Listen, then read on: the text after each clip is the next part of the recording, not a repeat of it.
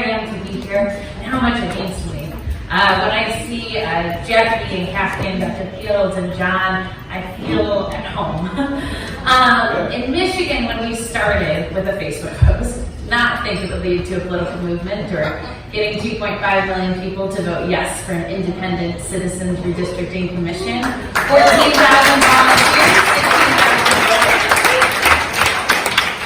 And when we first started talking to the media, one of the first things that I started getting personally attacked on, even though I was just a 27-year-old trying to hold down a day job, do some improv, and trying to get an MBA, was that, and then I'm in the Constitution. One of the top things I continue to get feedback on was how impossible it was for me to be an independent. That in Michigan, that's not a thing, and so clearly I must have some kind of other agenda just because I want to think independently. And it really, really bothered me. And our campaign continued to get attacked about that idea. How could possibly thousands of Michigan people really want to create a solution that's going to treat all voters equally?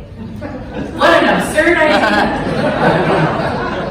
And although the media kept telling that story, and the political parties kept telling that story, and our opposition kept telling that story, the people on the ground knew better.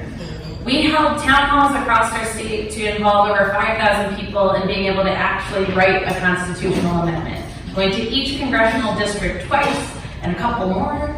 And we held conversations about why this was so important. We had volunteers from across the political spectrum, and we had voters. In Michigan, the Democratic governor won by winning, I think, 16 counties. We have 83 total. Our campaign won 66 counties.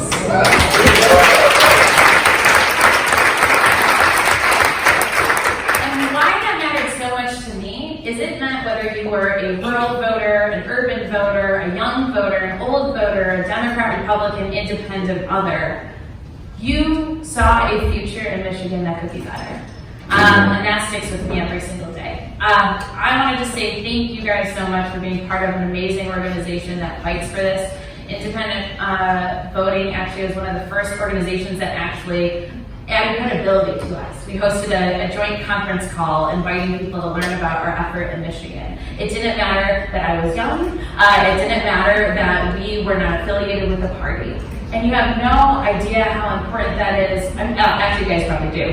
But trying to run a nonpartisan campaign that actually works with everybody, there's not a lot of people willing to actually open that door. And the fact that this organization has continued to do that, regardless of any other agenda besides just wanting what's right for voters, is absolutely incredible. I can't emphasize it enough.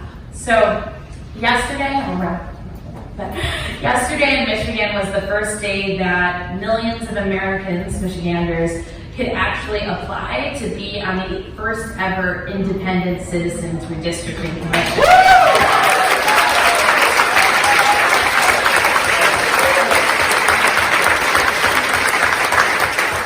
A process that previously has happened behind closed doors with a handful of extremely partisan people that end up drawing lines that dictate elections for 10 years at a time.